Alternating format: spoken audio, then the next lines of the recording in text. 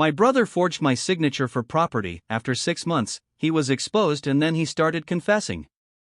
I'm 65 years old, a widower, and for most of my life, my greatest comfort has been routine. I wake up at the same time every morning, drink the same cup of weak coffee, walk the same quiet streets, and return to the same house my late wife and I built together brick by brick.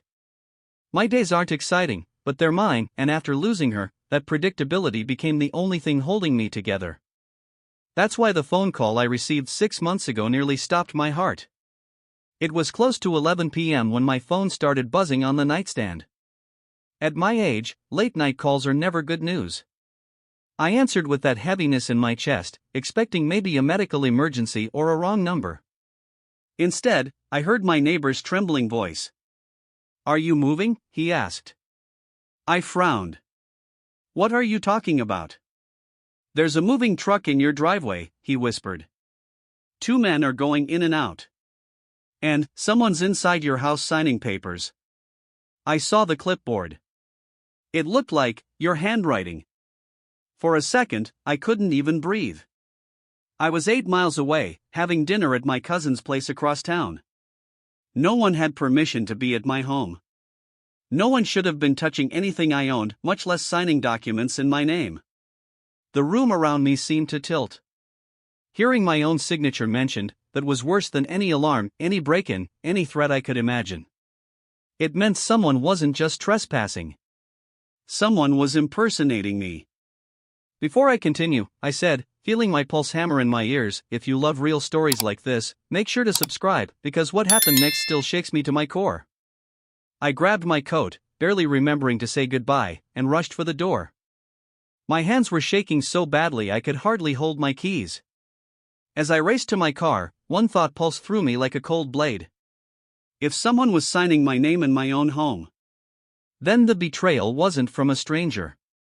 It had to be someone who knew exactly what they were doing. And someone who knew me. I didn't drive straight home that night.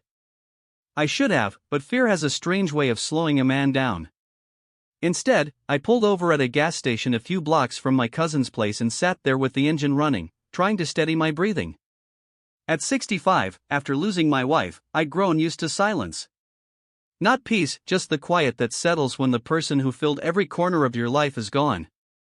Her absence had carved out a space inside me I never fully learned to live around.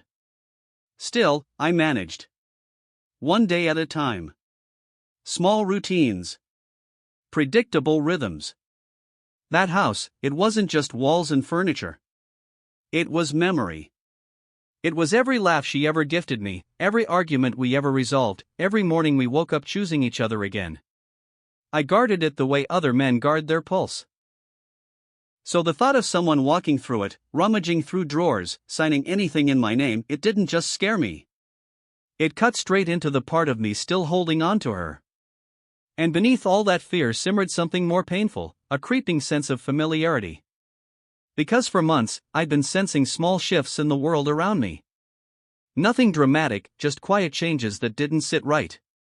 A document I couldn't find. A piece of mail that didn't look like mine. A conversation with my brother that ended with him saying, "You should really think about simplifying your life." He said it lightly, the way he always did. Always smiling, always charming, always pretending he wasn't drowning in his own financial mess. I didn't want to believe he could be involved in something like this. But the truth has a way of whispering long before it shouts. And that whisper had been following me for weeks. If I'd trusted my instincts then, maybe things wouldn't have spiraled the way they did. Maybe I could have stopped the chain of events before they nearly destroyed everything I had left. But I ignored the signs. And that was the last quiet month of my life. When I finally gathered the courage to drive home that night, every turn of the wheel felt heavier than the last. My neighbor's voice kept replaying in my head, his uncertainty, his fear, the way he said he saw my handwriting. I kept scanning the streets as I approached my neighborhood, half expecting to find the moving truck still there, half hoping it had all been some wild misunderstanding. But when I pulled onto my street, everything looked painfully normal. No truck. No strangers. No lights on inside my house. Nothing out of place at first glance. That almost made it worse. I parked and walked up the driveway slowly, my pulse racing as I checked the windows. Everything was locked. Everything was still. When I stepped inside, the familiar smell of old wood and the faint trace of my wife's lavender diffuser hugged me like a memory. For a brief moment, I convinced myself my neighbor must have been mistaken. Maybe he'd seen a truck for the house next door, or maybe it was some kind of mix-up. But then I noticed the smallest detail. The blinds in the living room were pulled halfway down. I never leave them like that. Not once in 18 years. I'm a creature of habit. I either open them all the way or close them completely. There is no halfway. A cold prickle crawled up my spine. I walked deeper into the house, flicking on lights one by one. Nothing looked stolen. Nothing was broken. But the air felt wrong, disturbed, moved through by someone who had no business being there. And when I reached my desk, the chair was pulled out just a few inches. Enough for someone to sit. Enough for someone to lean over paperwork. I stared at it, my stomach knotting tighter. I called my neighbor back. His voice was uneasy. He apologized again but stuck to his story. He saw two men carrying binders, clipboards, and forms. He saw someone inside, sitting at my dining table, head bent over documents. He said it looked like official business. "Maybe it was you," he asked gently. "No," I whispered. "I wasn't here." There was a long silence on the line, thick, heavy, suffocating. That's when the fear shifted into something sharper. Not panic. Not confusion. Suspicion. Something had happened in my home, and whoever did it wanted me to believe everything was normal. But normal doesn't leave blinds half-drawn. Normal doesn't pull out chairs. Normal doesn't copy a man's signature. And normal doesn't disappear without a trace. In that moment, I realized my life had just stepped onto a fault line. And it was only a matter of time until it split open. Standing in that quiet house, surrounded by shadows that didn't feel like mine, my mind drifted backward, uninvited, but unavoidable. Because if I was honest with myself, the list of people who had access to my home, who knew my habits, who could mimic my handwriting, was painfully short. And at the top of that list was my younger brother. We grew up in the same small house, sleeping in the same cramped bedroom, sharing everything from hand-me-down jackets to our mother's strict discipline. I was the older one, the responsible one, the one our parents leaned on. He was the charming one, the kid who could talk his way out of chores and make strangers smile within minutes. Even as adults, that difference never faded. I built my life on stability. He built his on improvisation. I saved. He borrowed. I measured twice before making any decision. He jumped first and figured out the landing later. Still, he was my brother. I'd spent decades excusing the little things, his tendency to exaggerate, his emergencies that always required money, his promises to pay me back that dissolved into silence. And every time he slipped, every time he stumbled, I told myself, he's family. Family deserves the benefit of the doubt. But in the last year, something about him had shifted. He started visiting more often, lingering in rooms he never cared about before. He'd ask questions that didn't sound like casual curiosity, questions about my mortgage, my insurance, whether I'd ever thought of downsizing. I brushed it off as harmless. Maybe he was trying to look out for me, I told myself. Maybe he was finally growing into the responsible man I always hoped he'd become. I should have paid attention to the way his eyes moved around my house, though, calculating, observing, almost studying it. I should have noticed how he lingered by my filing cabinet, or how he commented that my signature hadn't changed in years. And I should have questioned the nervous energy behind his smile when he asked me, months ago, to trust him more. That was the thing about him, he always knew how to wrap his intentions in warmth. He always knew how to hide the sharpest parts of himself behind jokes and nostalgia. But as I stood there in that living room, staring at the slightly moved blinds, the pulled-out chair, the faint disturbance in a space that used to feel safe, a realization settled over me like cold fog. If someone inside my family had crossed a line, he was the only one who ever stood close enough to reach it. And that thought hurt more than anything I'd seen in the house that night. In the weeks that followed that strange night, life didn't return to normal. Not really. I tried to convince myself it had all been a misunderstanding, but the house felt different, like it was holding its breath. And slowly, little things around the property began shifting in ways I couldn't ignore. It started with a man in a reflective vest knocking on my door one Monday morning. I opened it, expecting a delivery or maybe a utility reading. Instead, he introduced himself as a surveyor. "I'm here to confirm boundary lines for the project," he said, flipping through a clipboard. "What project?" I asked. He looked confused, then turned the sheet toward me. "The renovations and structural updates, sir. Approval was filed 2 weeks ago." My name was at the top. My address. My signature. Except it wasn't mine.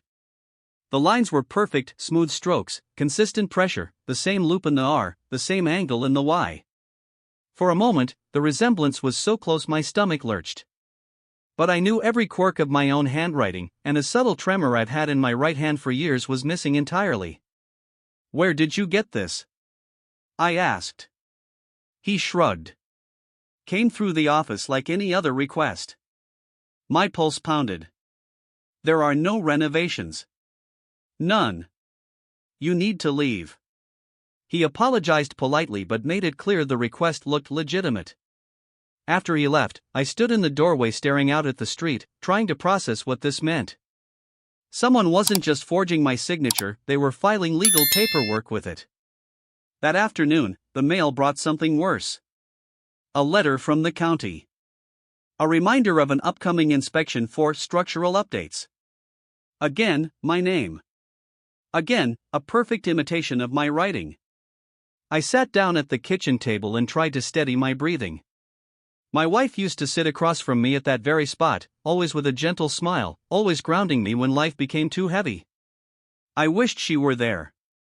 I needed her clarity, her calm. Instead, the only thing echoing in the room was dread. I went to my filing cabinet, locked, as always. But when I pulled the drawer open, I froze. Documents were missing. Nothing dramatic. Just subtle gaps where insurance papers, tax forms, and property assessments had once been neatly stacked. I rifled through the remaining folders. A carbon copy form was tucked in the wrong place, something I didn't recognize. My name printed cleanly across the top. No signature yet, but a blank line waiting for one. My heart hammered at the implications. Someone had been preparing. Someone had been planning. Someone had been inside my home with intent so deliberate it made my skin crawl. I had lived in that house for nearly 4 decades, and it had never felt foreign until now. And the worst part? I could feel the noose tightening, but I still had no proof, no answers. Only the nagging certainty that the storm hadn't even begun yet. I spent the rest of that day pacing through my house like a stranger, opening drawers I'd opened 1,000 times before, checking shelves I never gave a second thought to, pulling out files I knew by heart. But the more I searched, the more the unease spread through me like a slow poison. Someone had gone through my life with precision. Not carelessly. Not violently. Methodically. It was the kind of intrusion you didn't notice at first. Papers shifted a few millimeters, folders resting at slightly different angles, documents placed in the wrong order. Little things only a man who kept everything meticulously arranged would catch. And unfortunately, that man was me. I checked the locked filing cabinet again, this time pulling every folder out, laying them across the dining table one by one. Insurance, tax records, property deeds, my wife's documents, legal papers, everything had been touched. Not missing entirely, just disturbed, like someone had flipped through them quickly, looking for specific items. And that made the empty spaces even more obvious. 3 documents were simply gone. An older property assessment. A copy of my homeowner's insurance policy. And a notarized confirmation of my house's original boundary measurements. None were things the average thief would care about. But someone preparing for a legal maneuver? Someone wanting to manipulate property ownership? They were gold. That realization struck me with a force that made my hands go cold. I needed answers, and I needed them fast. So I called the county clerk's office. Not the general line, the property records department. A kind woman picked up. I tried to sound calm as I explained I needed to check on recent filings under my name. I expected her to say there were none. Instead, she said, "Yes, give me a moment." My heart dropped. Her keyboard clacked. Papers shuffled. Then she returned. "I see an application for title modifications, submitted 6 weeks ago." I gripped the phone so hard my hand cramped. "Can you tell me who filed it?" "It lists you, sir." My stomach twisted. "I didn't file anything." She hesitated. "The documents appear complete. They include identification and a signed confirmation page." "Signed?" My voice cracked. "What kind of signature?" "Your signature, sir." The room spun for a moment. I closed my eyes, steadying myself on the table. I asked her to email me the forms. When I opened the attachments, my breath caught in my throat. The handwriting was flawless. Perfect strokes, identical loops, the same slant and rhythm. It looked like mine, but the tremor in my dominant hand was missing again.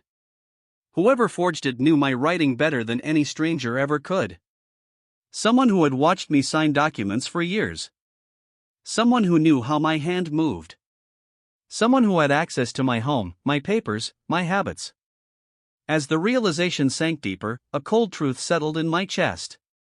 This wasn't a random case of identity theft. This wasn't a clerical mistake. This was personal. And whoever was dismantling my life had been planning it far longer than I wanted to admit. The more I dug, the more one name kept circling back in my mind like a vulture: my brother's. Not because I wanted it to be him, God knows I prayed it wasn't, but because the pieces fit too neatly. And then, as if fate wanted to confirm my worst suspicions, he suddenly started showing up more often. He arrived the very next evening, unannounced, carrying a bag of groceries as if we'd planned dinner together. He hadn't done that in years. He walked through my door like he owned the air inside it, commenting on how cozy the place felt, how quiet it must be living alone, how stressful maintaining a home of this size must be at my age. Every word sounded like concern, but something in his tone carried an undercurrent of calculation. His eyes didn't linger on me, they wandered. Over the walls. Over the locks. Over the drawers near my filing cabinet. Over the stack of mail on the table. It put my nerves on edge. "Everything okay?" he asked casually as he unpacked vegetables he knew I'd never eat. "You seem a little wound up." I forced a smile. "Just tired." He chuckled, patting my back a little too firmly. "You should really think about simplifying. This house is too much for you now. You'd be happier somewhere smaller. Easier." There it was again, downsizing. He had mentioned it 3 times in 2 weeks, always with that soft, rehearsed voice. At one point, he wandered into my study without asking, picked up a framed photo of my wife, and sighed dramatically. "She'd want you to live somewhere safer. Somewhere where people can look after you." A chill ran down my spine. My wife had barely been gone 2 years. He never spoke about her like that, never with sentimental weight. It felt like a script he didn't believe in. Then came the final straw. As he placed the photo back on the shelf, he ran his thumb across the glass. "That signature of yours," he said, glancing at an old document on my desk, "it hasn't changed in decades. You could probably sign things in your sleep." The comment was too pointed to be innocent. Too perfectly aligned with everything I'd discovered. My breath hitched, but I kept my face still. He didn't notice, he was too busy scanning the room again, eyes darting like someone checking the position of their traps. When he eventually left that evening, the house felt colder than before. Not because he'd taken anything, but because I finally understood. He wasn't visiting out of love. He was checking his progress. He was watching the pieces fall into place. And he thought I was too blind to see it. A few days later, the final piece of the puzzle revealed itself, and it hit me with a force that nearly knocked the wind out of me. I had gone to the county records office in person. I needed to see the forged paperwork with my own eyes, not just blurry scanned copies. The clerk recognized me from our phone call and led me to a small desk where she placed a thin folder in front of me. Inside were documents filed under my name, requests, amendments, approvals. All of it built around one central goal: changing the ownership structure of my property. But what stopped me cold was a pamphlet tucked into the file. A promotional brochure showing upcoming development plans for my neighborhood. Retail complexes. Condos. A transit line. New infrastructure. All highlighted with bold red markers. And right in the middle of it, circled neatly in pen, was my home address. I stared at the projected valuations printed beneath it. My property, my quiet, aging home that I'd maintained out of loyalty to my wife, not financial ambition, was expected to nearly triple in value within the next 2 years. It was already worth more than I'd ever imagined. But a sudden wave of clarity crashed over me. My brother had known. He had always been plugged into local gossip, always sniffing around for opportunities, even when he was drowning in debt. He had a way of hearing things before anybody else did: development rumors, business closures, zoning changes. Half of his schemes grew from scraps of information he'd overheard at bars or family gatherings.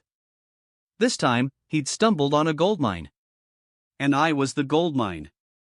As the realization sank in, the blurry comments he'd made over the past few months sharpened into clear intent. His sudden interest in my living situation.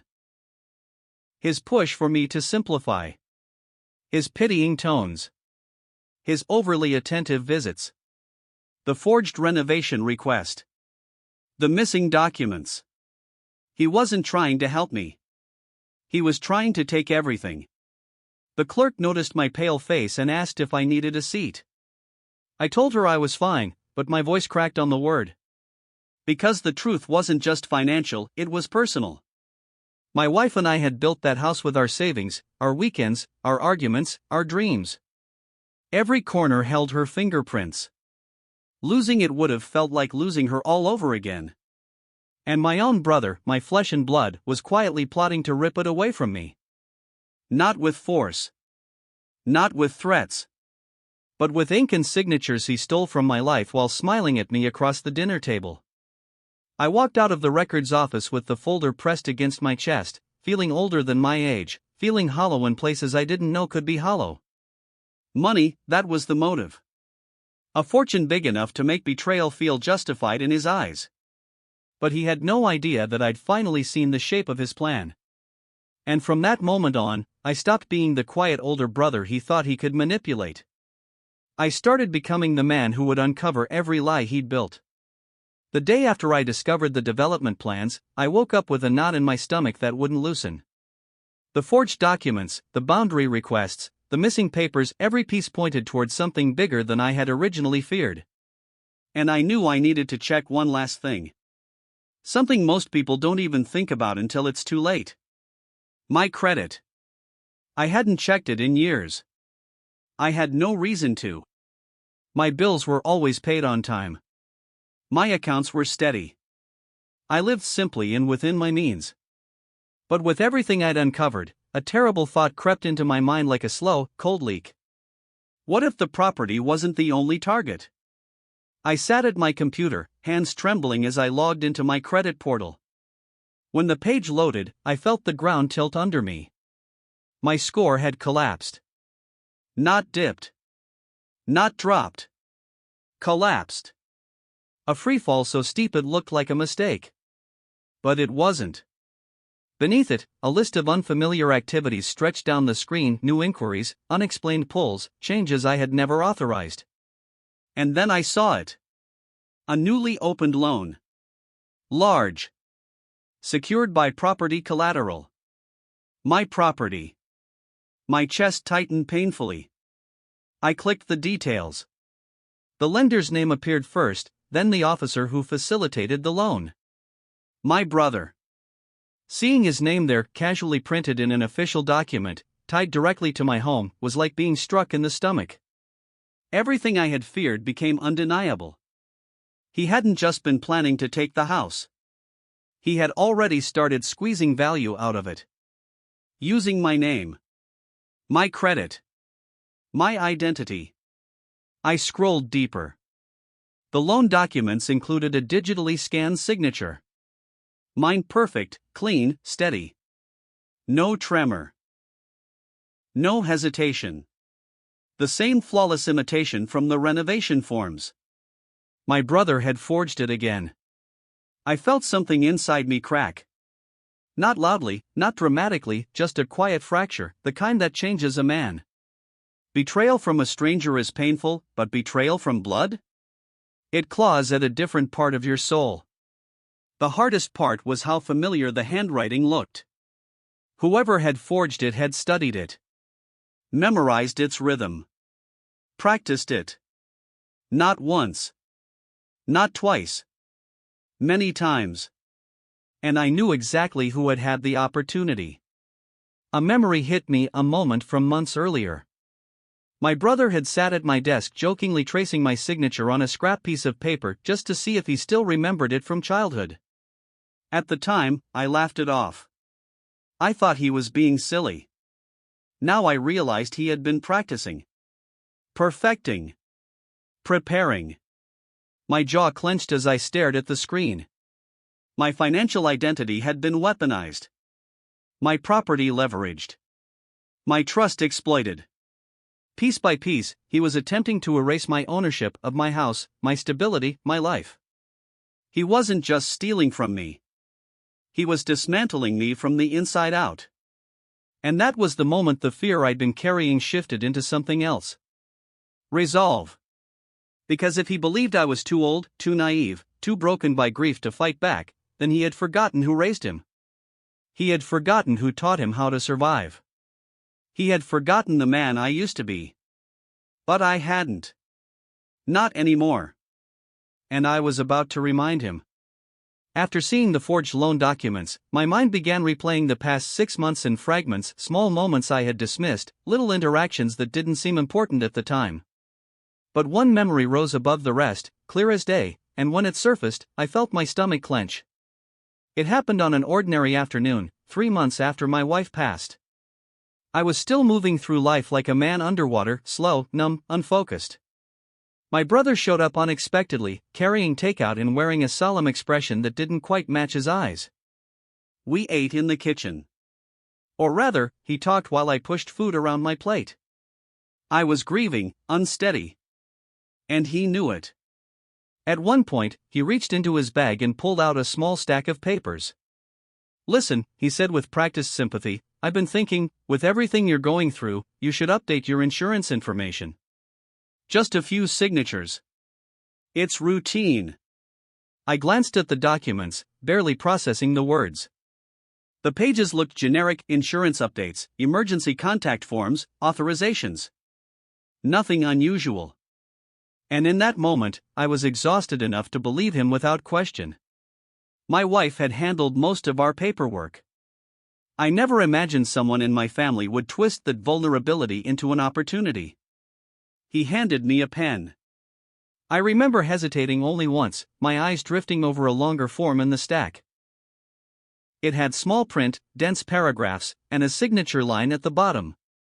"What's this one?" I asked. He didn't miss a beat. "Oh, that? Just consent for them to talk to me if you're ever unreachable. You know, basic stuff. It's good to have someone around who can help with this kind of thing." I was tired. Grieving. Overwhelmed. And he was my brother. So I signed it. Only later, months later, did I learn the truth. It wasn't an insurance update. It wasn't a consent form. It was a durable power of attorney. A document that handed him the legal right to act as me. To sign for me. To access my property. To authorize loans. To strip my life apart without ever touching a lock on my house. He'd hidden it among harmless papers, counting on my grief to blind me. When that realization hit me, I felt a wave of shame so heavy it nearly crushed me. Not because I'd made a mistake, but because he had planned it. Calculated it. executed it with the precision of someone who had studied me for decades. And I finally understood. The betrayal hadn't begun recently. It had begun the moment he slid that pen into my hand. The morning after that memory hit me like a hammer, I knew I couldn't afford to stumble around blindly anymore. My brother had built a trap quietly, patiently, and with paperwork that carried more power than any weapon. If I made one wrong move, he could seal everything in his favor before I even realized what happened. So I called the only person I trusted with something this serious, an old acquaintance of mine, a retired attorney who'd handled a small business dispute for me years ago. He wasn't a close friend, but he was honest and, more importantly, sharp enough to read between the lines without needing every detail spelled out. When I arrived at his office, he took one look at my face and closed the door behind me. What happened? I laid everything on the table: the forged documents, the loan, the signatures, the surveyor, the missing papers, the power of attorney I'd unknowingly signed. He didn't interrupt. He didn't gasp. He simply listened with a stillness that told me I wasn't overreacting. This was as serious as I feared. When I finished, he leaned back in his chair and exhaled slowly. "You're in deeper trouble than you realize," he said calmly. "A durable power of attorney gives him broad authority.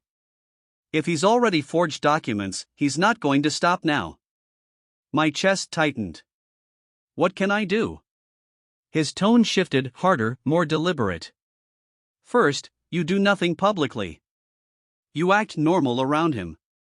If he suspects you know, he'll accelerate, transfer ownership, liquidate assets, close accounts.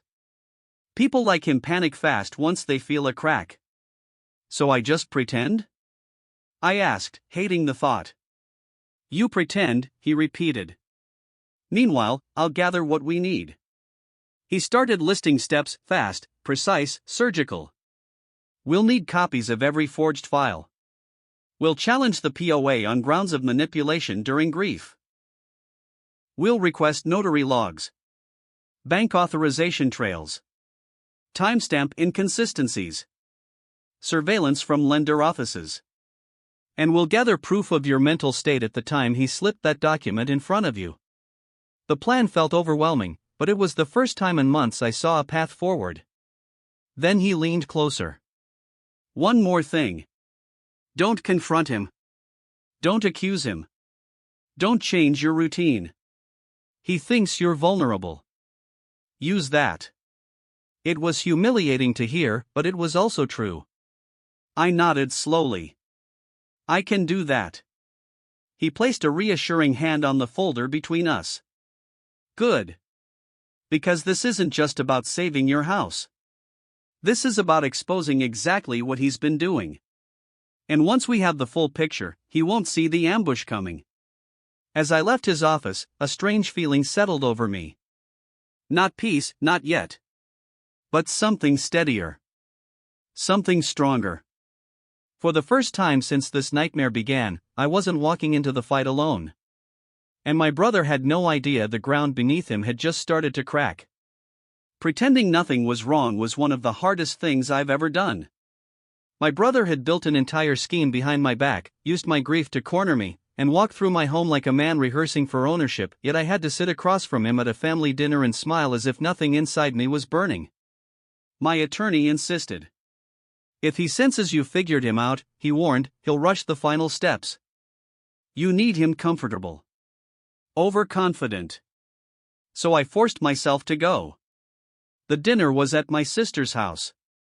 Warm lights, laughter, the smell of stew filling the air, everything that should have felt comforting suddenly felt staged, like a set where I was expected to play a role I hadn't agreed to. My brother arrived late, as usual, sweeping in with that polished charm he'd perfected since childhood. He hugged everyone, cracked a joke, and flashed the same easy smile he used whenever he was hiding something. When he reached me, he clapped my shoulder like we had no storms brewing between us. "You look good," he said, his eyes scanning me the way a man checks a lock he's already picked. "Been taking care of yourself?" I forced a chuckle. "Doing my best." He talked casually the entire evening, but I noticed every detail: how he avoided eye contact when the conversation drifted toward finances, how he glanced at his phone too often, how his knee bounced under the table. He wasn't calm.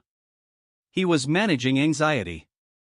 At one point, he leaned in and said, "You know, I've been thinking more about what we talked about before. You really should consider selling that place. Prices are climbing fast. You could move somewhere easier." His tone was soft, but the urgency was unmistakable. He needed me out of that house. He needed me compliant. I nodded along, pretending to consider it, even offering a tired sigh. "Maybe you're right. Maybe it's time." His face lit up, just slightly, but enough. He thought he was winning. Inside, my fury sharpened into something cold and steady. Let him believe it. Let him relax. Let him think I was drifting exactly where he wanted me. Because the truth was simple. I wasn't folding. I was observing. And his own arrogance was handing me the evidence I needed, minute by minute, word by word. He had no idea the walls around him were already starting to close. While I was sitting at that dinner table pretending everything was fine, my attorney was already unraveling the threads of my brother's scheme quietly, methodically, and with a precision that matched the betrayal I'd been subjected to. The morning after the gathering, he called me into his office. When I walked in, there were folders spread across his desk, color-coded tabs, printed emails, stamped records, evidence beginning to take shape. He didn't waste time. "I've looked into everything," he said. "Your brother didn't act alone." That sentence hit harder than I expected. He slid a stack of documents toward me. First, the power of attorney. It was notarized at a location you weren't present at, on a day you were documented elsewhere. That alone is grounds for a criminal investigation. He opened another folder. This is the loan. The signature is a forgery, but the bigger issue is the lender. The officer handling your case overlooked multiple verification steps. Conveniently. My jaw clenched. Are you saying he bribed someone? Maybe. Or maybe the officer was desperate for commissions. Either way, he's tied in. Then came the real blow. Your brother signed additional forms on your behalf at county offices, forms that should have required your ID. But the clerk on duty never recorded an ID check. A pattern was emerging, not sloppy, but brazen. My brother had moved through every step with the confidence of someone who believed the rules didn't apply to him. My attorney leaned back. This wasn't impulsive. This was orchestrated. He began listing what we needed next. Notary logs from the office that approved the POA. Security footage from the lender's building. Digital access trails showing who opened my financial files. Timestamp comparisons between filings and my own locations. Signature analysis from a forensic expert. A full paper trail proving manipulation during grief. Every item tightened the net around my brother. And him? I asked quietly. What do I do around him? You keep pretending. Let him think everything is moving in his favor. The more relaxed he becomes, the more mistakes he'll make. I nodded, even though a part of me hated the act. But he was right, my brother was arrogant, careless under comfort, always blinded by the finish line. As I stood to leave, my attorney added one final instruction. When the time comes, we confront him with every piece of evidence. Not privately. Not gently. We do it in front of the people who helped him, so they turn on him first. The words settled in my chest with a weight that felt strangely satisfying. My brother had started a war made of signatures, lies, and paperwork. He had no idea I had just armed myself with something far deadlier. The truth organized, documented, and ready to strike. And the counterattack had already begun. 6 months after the first forged signature appeared, the trap finally snapped shut, only this time, it wasn't around me. It was around the man who thought he could dismantle my life and walk away untouched. My attorney arranged a meeting at a neutral office downtown. Neutral in name, but the atmosphere was anything but. The room was small, polished, and painfully bright. A long table sat in the center, with chairs arranged like a tribunal waiting to pass judgment.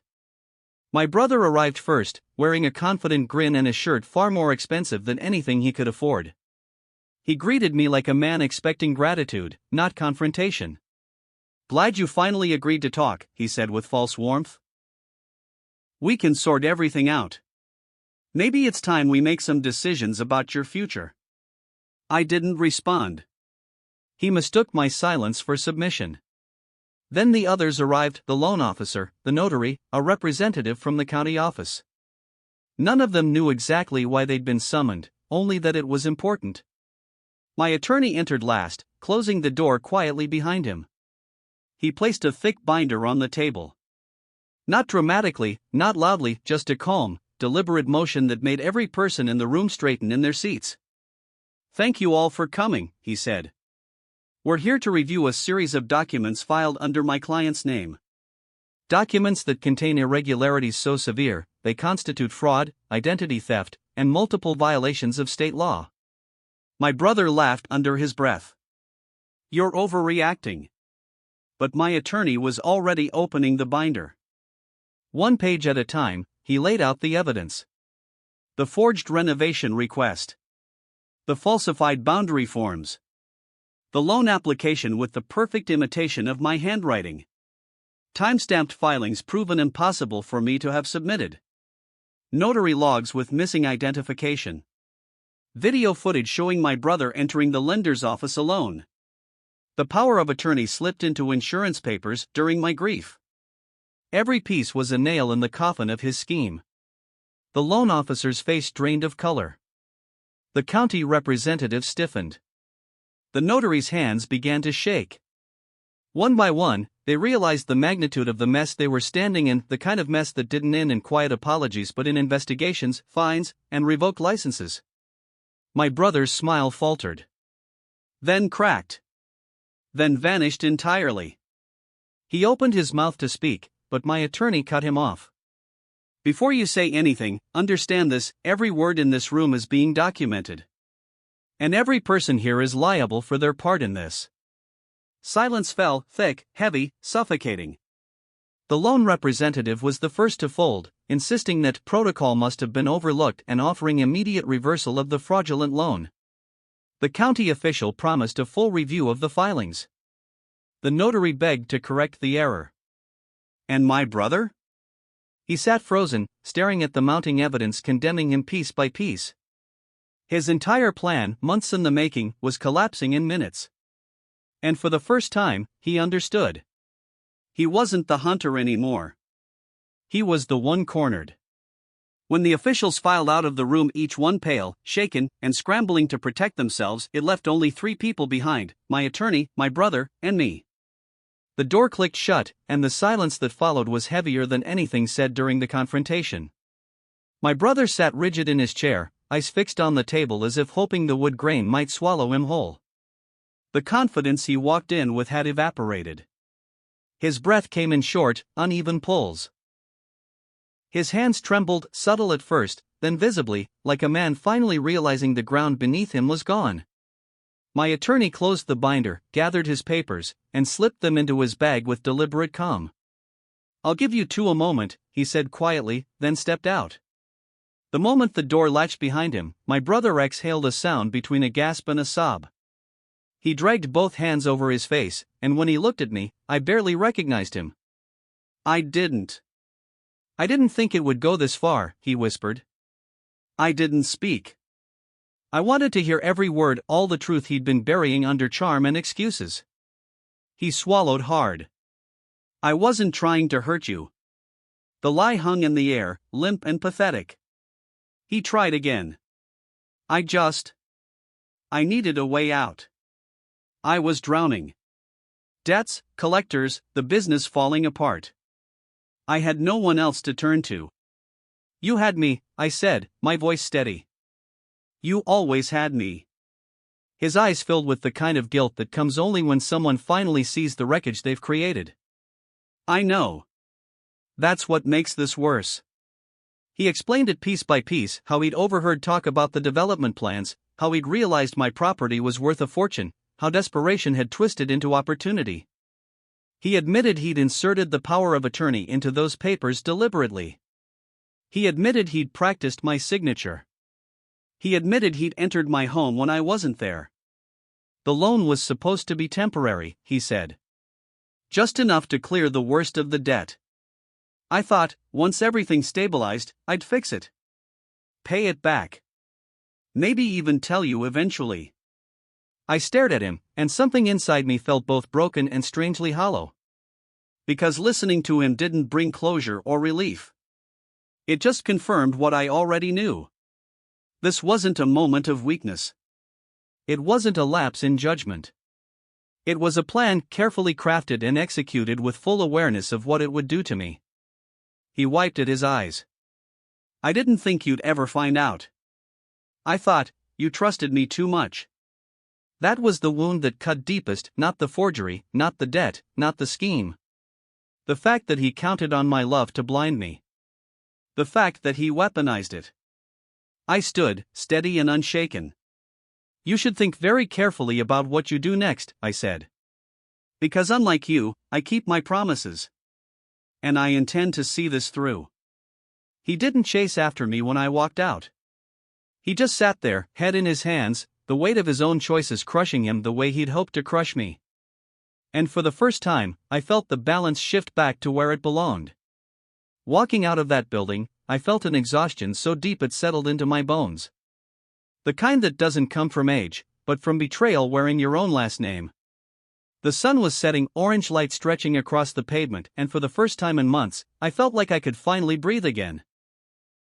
The legal mess unraveled quickly after that meeting. The fraudulent loan was cancelled. My credit was restored. Every forged document was voided and flagged for investigation. My attorney handled the fallout with the kind of quiet ruthlessness only a seasoned professional can manage. And just like that, the structure my brother had spent months building collapsed into dust. But victory didn't feel like triumph. It felt like grief. When I returned home that night, I walked through each room slowly. Not searching for intruders. Not checking for signs of tampering. Just remembering. My wife's favorite blanket draped over the couch. The indentation in the pillow where she used to rest her head. The kitchen table where we spent hundreds of nights talking about nothing and everything. I sat down in her chair and let the silence settle. This house had always held my life together. It held my memories. My past. My love. It deserved protection, loyalty. And the fact that my own brother tried to turn it into currency made the betrayal cut twice as deep. But I also learned something bitter and necessary. Trust, even in family, must be guarded. Grief makes you vulnerable in ways you don't see. And love blind, unconditional love, can become a doorway for people who only understand taking. Still, I wasn't angry anymore. I wasn't vengeful. The legal consequences would come on their own. Life has a way of leveling people who build their futures on deception. I simply felt resolved. Resolved to rebuild the boundaries I had let crumble. Resolved to protect what's mine without apology. Resolved to never confuse kindness with weakness again. And as I sat in that quiet house, the house my wife and I poured our lives into, I realized something else. He hadn't taken anything from me. He had only revealed who he truly was. And I had survived it. Before I close this chapter, let me say this: if you're drawn to stories like mine, real, raw, and painfully human, feel free to subscribe. It means more than you know. In the weeks that followed, life settled into a quieter rhythm, one that felt familiar but not quite the same. I returned to my routines, but even the simplest actions carried a different weight now. Locking the door. Sorting mail. Signing documents. Things I once did without thinking had become reminders of how easily trust can be twisted into a weapon. Still, I wasn't living in fear. Just awareness. Losing my wife taught me how fragile life is.